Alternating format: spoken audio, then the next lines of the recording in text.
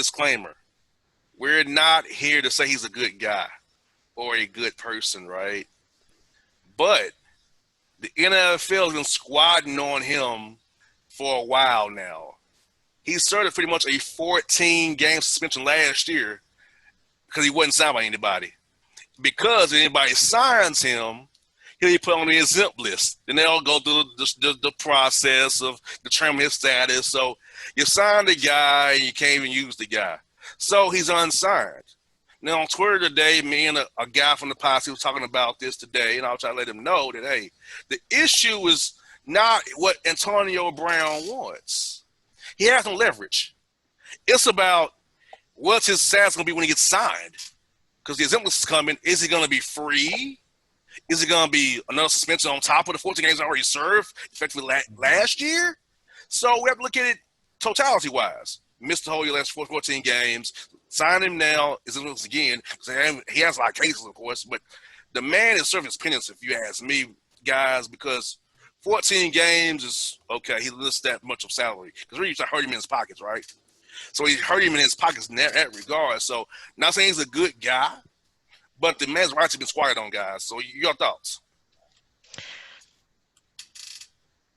So he's had a slew of issues, right? He's had the charges, but nothing has been pursued.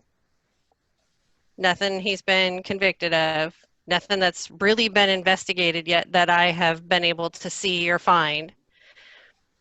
And so how do they justify keeping him off a team other than his behavior?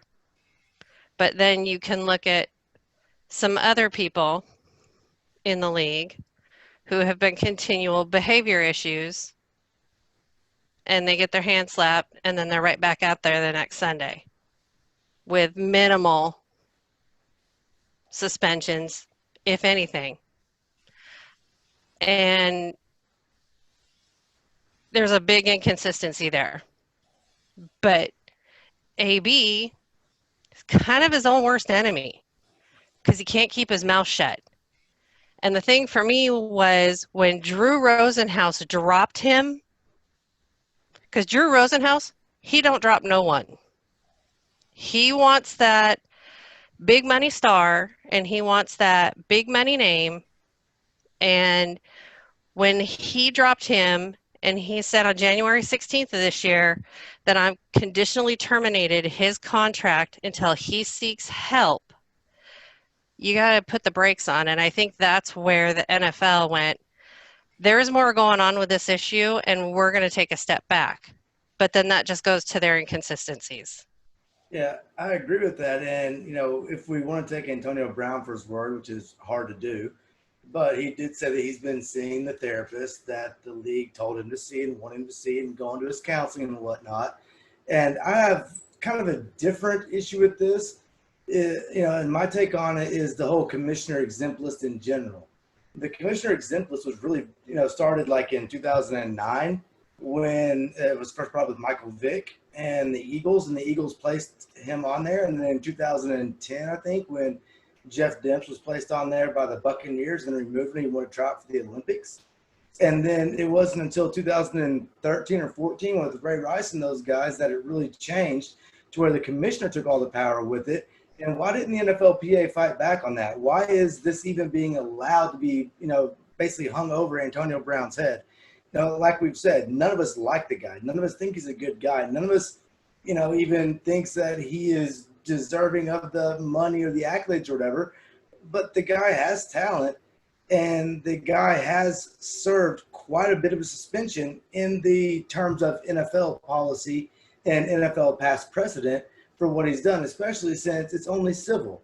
There's no criminal charges other than, I think, one destruction of property or something charged, which is, absolutely nothing in the NFL. So, I think I would look at the NFLPA and the union. Why didn't they fight back against this? And then, at the same time, look at it from he has served quite a bit of a suspension already. Most definitely, NFLPA and NFL, of course, picks and chooses their battles. And unfortunately, they don't want to go to battle for a guy who's been a pain in the butt, to be honest with you. And it's not right. He's paid 10% of his salary into these dudes every week, every game check, right?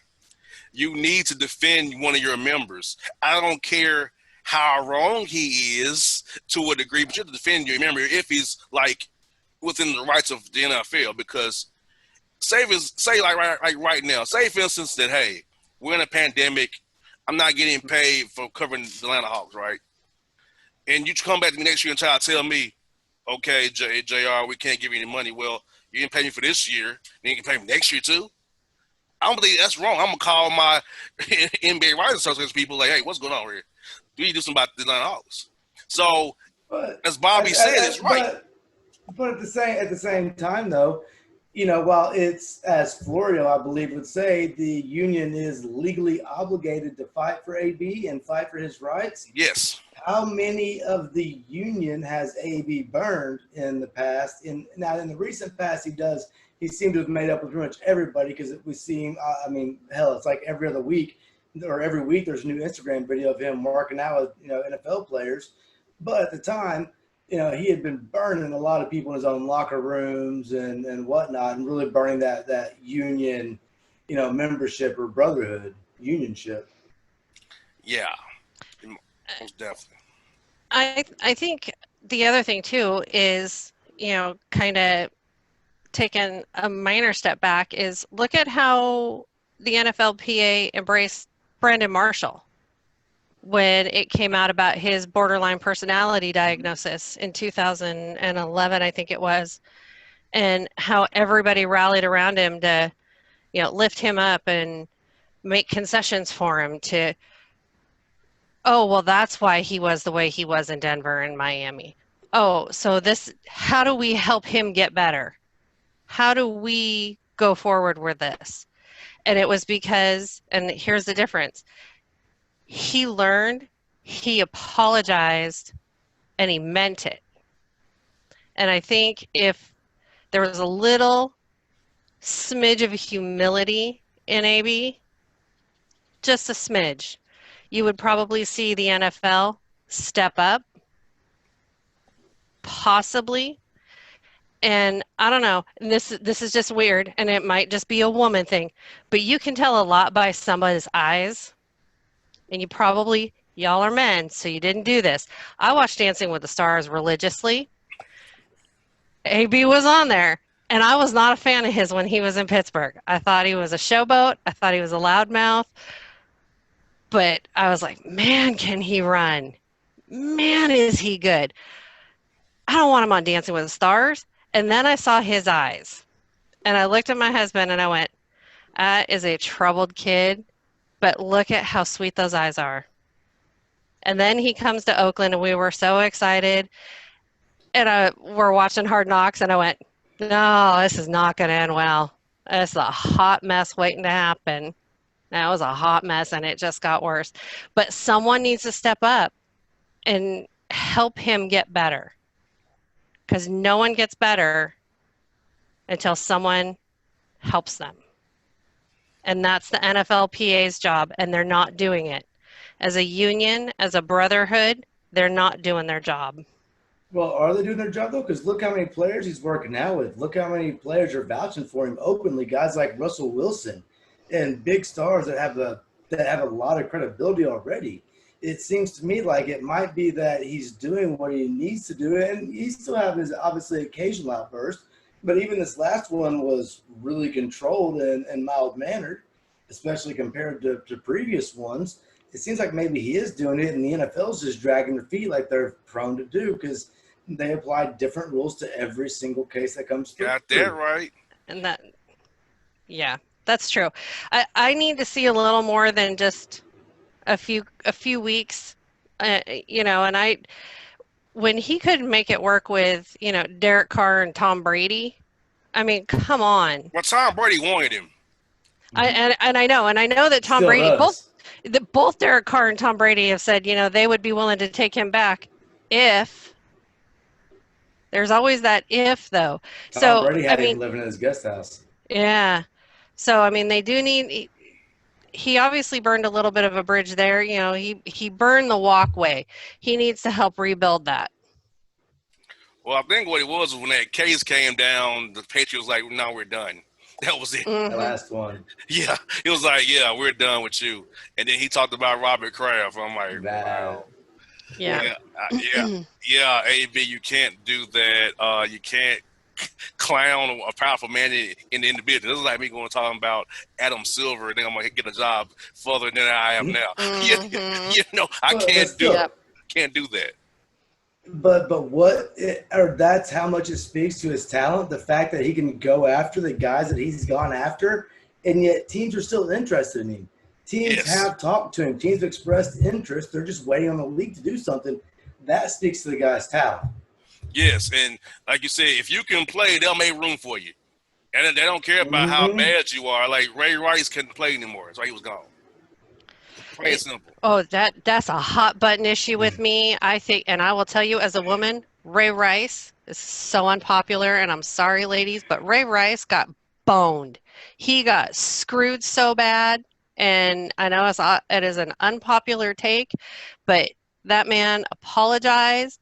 He went through counseling. He did everything he was supposed to do, and he will never see another football field because it was caught on camera. But then Because when he did it, he wasn't good enough anymore. That's why. but that's why. But then you have what's his name, Greg Hardy. He was still good enough. He was Look still at those good four enough. He's sacks he still got in good the first enough. half of the Patriots game. And you know what? You know who else is still good enough? You know what's coming though, Bobby. Mhm. Tyreek Hill. Hey, I agree. How I many know. times have I gone off about?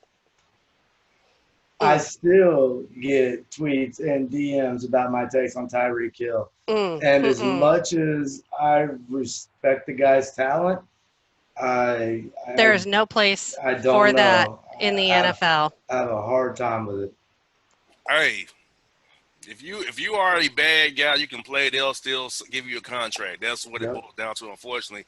And the teams want to give AB a contract, but this is the NFL dragging its feet like it did with Ezekiel Elliott in Dallas. Exactly. And that was ridiculous. Zeke never even.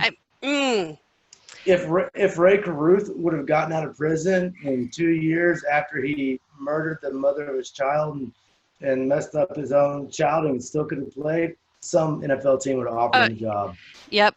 And that's the mentality that needs to change. Yeah. Most definitely. Let's hit another topic that's been very key. Now we talked about a little bit at the beginning, the pandemic.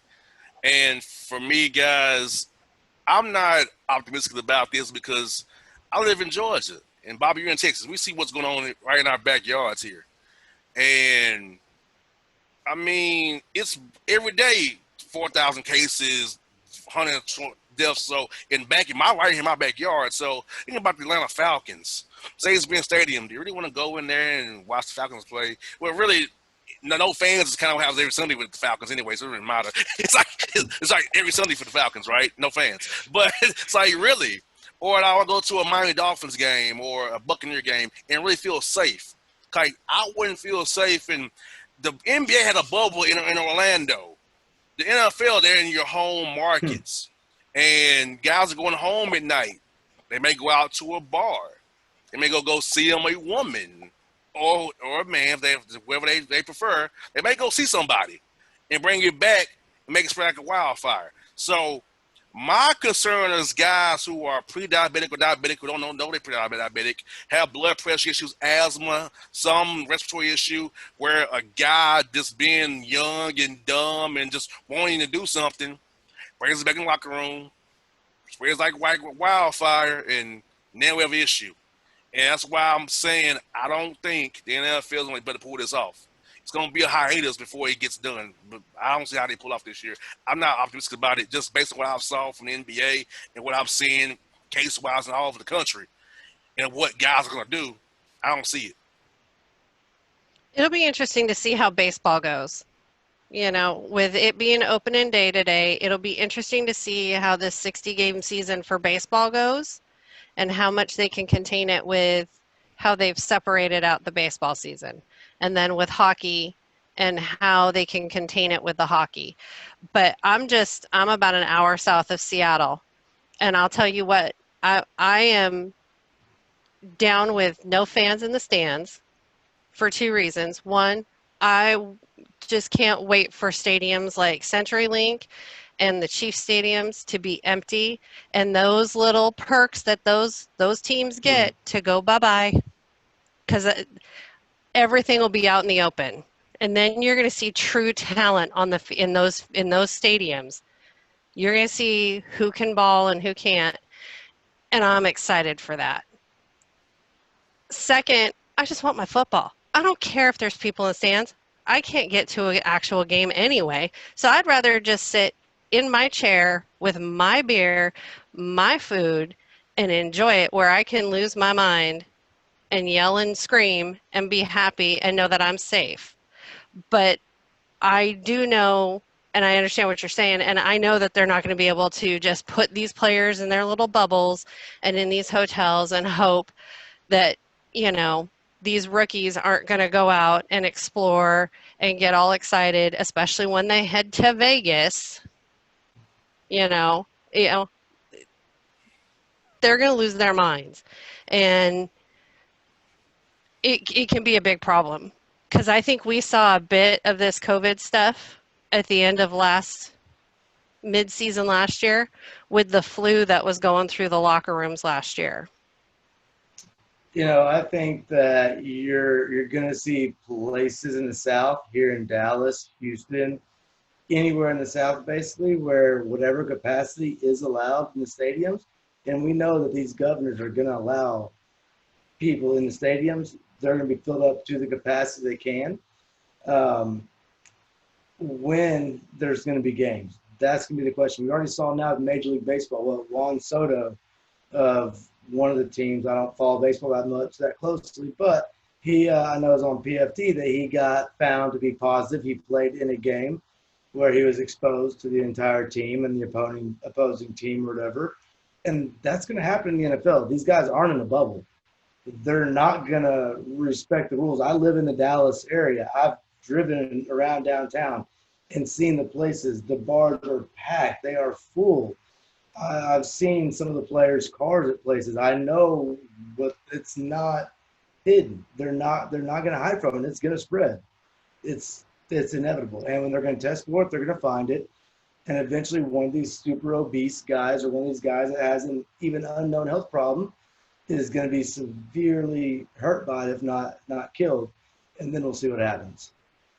Well, and the other logistical issue that you run into, especially like you said, if they allow some in, how do you define who gets in and who doesn't?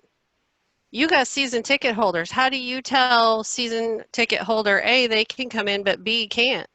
You're going to go on priority. You're going to go based on who paid the most money for the season tickets, who had the best ones. And guess what? I can promise you, here in Dallas, I know enough people that don't give a shit about this. Ugh. And they're going to go in there irritate me. With a mask, without a mask, they'll go in there with a lace mask or something, because they don't care.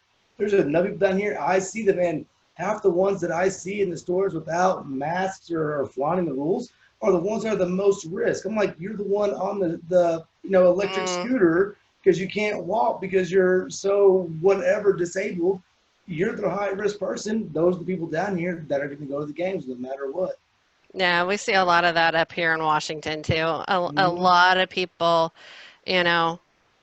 just not wearing it. Just today, they're rolling back. We're rolling back phases again, and I'm not a happy girl about it, because I work from home. I look forward to going out on the weekends, and I don't get to go anywhere. So it's crappy, but I want to be able to breathe too. Yep. What would you, it's like that meme that goes around. What's more uncomfortable, a mask or an intubation tube?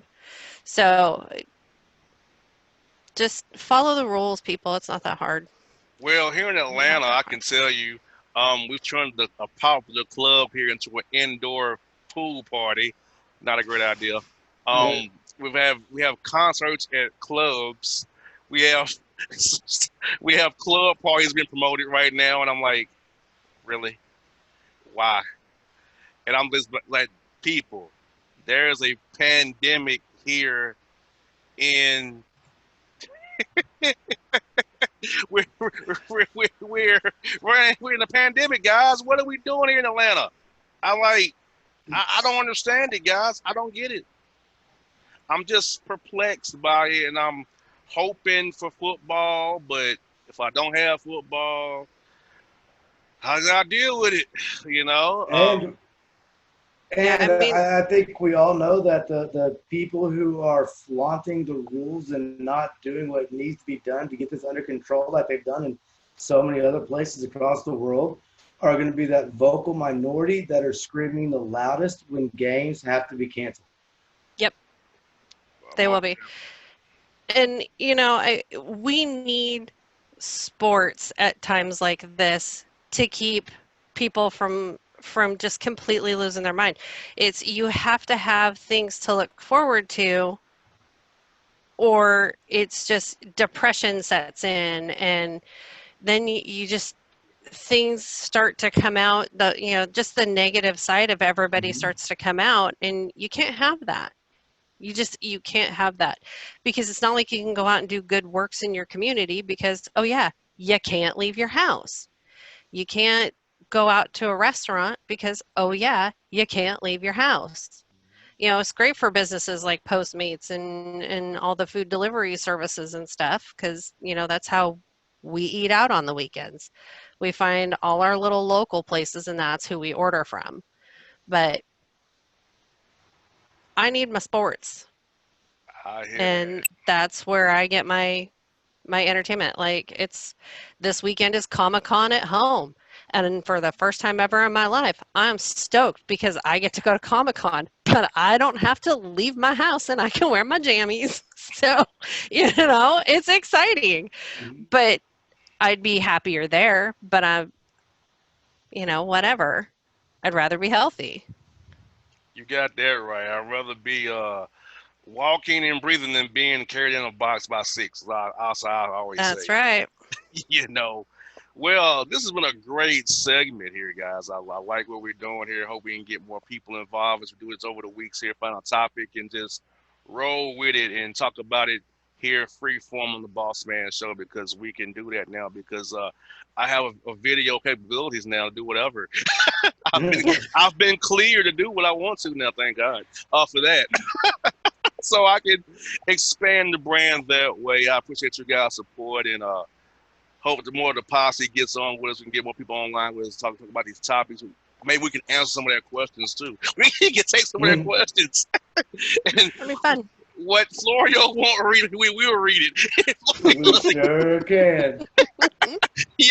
Maybe what he can't read, we'll read it here for you guys. So thank you for checking us out. We'll do this again for you guys next week. This is Bobby, Heather, JR, the PFT PM Posse. We in here. Check us out. YouTube, Boss Man Show. On Twitter, PFT PM Posse. It's a very active account. Follow it now. Talk to you later. Thanks. Thanks.